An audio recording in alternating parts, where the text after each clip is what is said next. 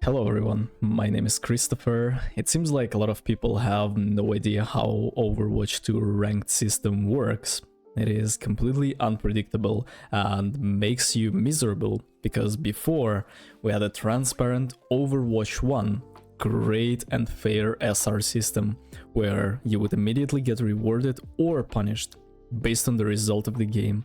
But now, with this BS card system, people would be shocked and amazed when they go 5-1 or 5-0 and still D-rank. It is incredibly discouraging, and in this video, I'd like to explain why that happens and what we can do about it. Grab yourself a snack, let's get started.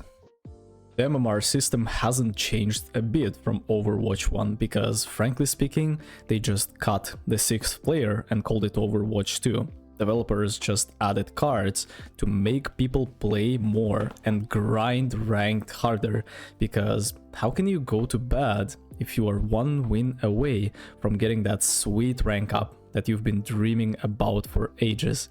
You can finally break through that plateau and prove yourself that you are not some filthy garbage 3 player, but at least deserve a prestige rank of a toilet paper 5, which is a lot higher.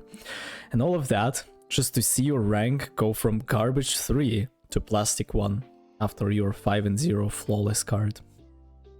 Essentially what happened is that you have your SR hidden now, but it's exactly the same as it was in Overwatch 1. If you win your game, you gain SR based on the average skill level of the lobby you've participated in.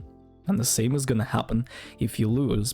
In theory, if you are fighting higher SR players and you lose a lot less than if you were on your level, or if they were on your level. Same goes for the opposite.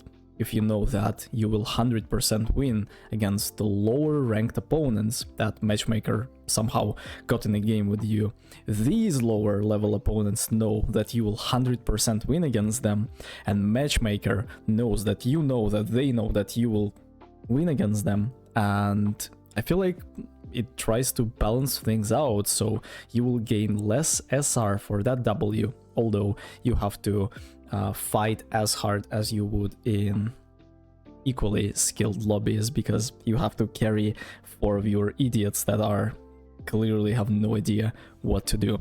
So if you get less for a win, that's okay, but imagine you lose. You're gonna lose so much, and all it takes is a lever, a crybaby, a dude that's playing with his turned off monitor and stuff like this.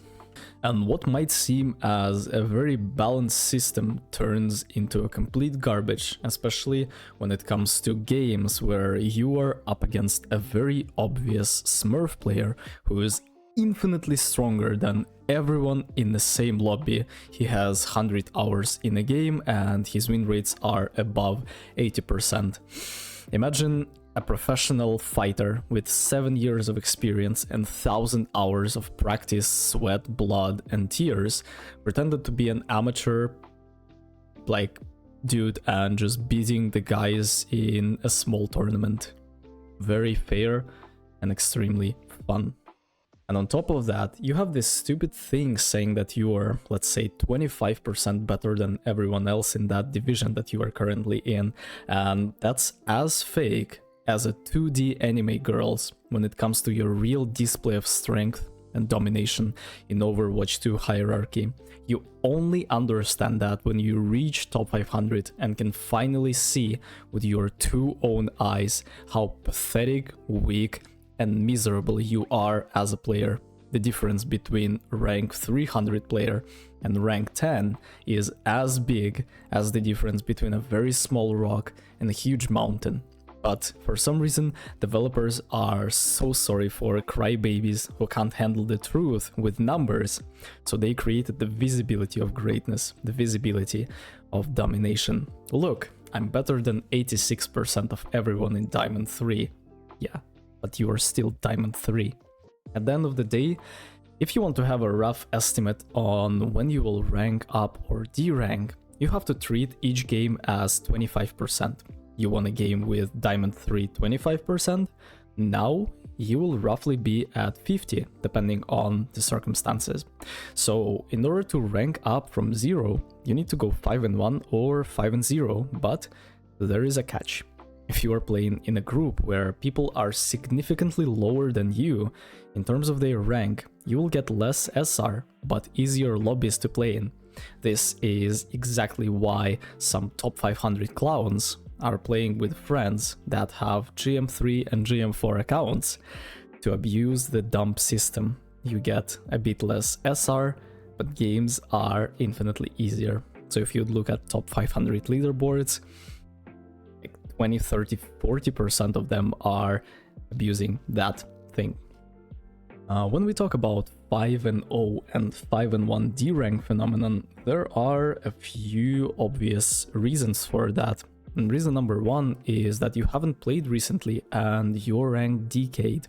It essentially means that if you are absent for a season or above, game thinks that you are washed and you have to prove that you are worthy by slaying noobs and players who are lower level than you in terms of their mechanical skill, understanding of the game, and etc. for 15 to 20 games before Matchmaker places you in the rank that you deserve. This is a completely terrible idea because I know that if I am a Grandmaster player, I can quit the game for half a year and I'm gonna still be a Grandmaster level within a few days of practice. But it seems like they will decrease your hidden MMR rating just after the season, which is like 2 months or something.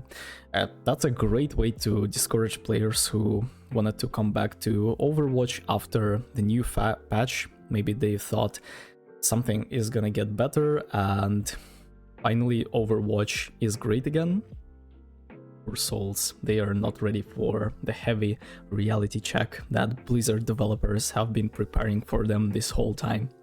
Not only they'd have to play a tier or two lower than their skill level, but everyone in these games are gonna suffer as a result. You, as a better player, will suffer from boredom, stupidity, and overall lower quality of games.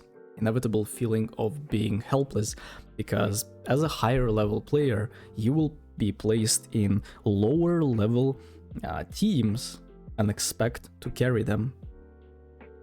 And your teammates are gonna feel completely the same. They will suffer because the free win is gonna give them big ego that you will shatter next game when you're gonna be against them because no one's playing the game and you are playing with same people over and over again. Opponents will feel terrible too because every time they peek around the corner, they're gonna get headshotted or severely wounded without the chance to shoot back. And all of that because Blizzard wanted to punish you for being a bad boy and not playing their beautiful game. Perhaps you can say sorry to them by buying a few overpriced recolored skins in the shop. That's absolutely not worth it. And as a result, you are left with a terrible ranked system that encourages you to grind and play as many games as you possibly can without giving you anything positive in return. All you get is pain, suffer, misery, and despair. And I understand the system is bad and everything, but it's always easier to whine and cry about imperfection rather than going in and completely shattering everyone on your way to glory. But I am not exactly sure if you are ready for that discussion. Stay safe. See you in the next one. Take care.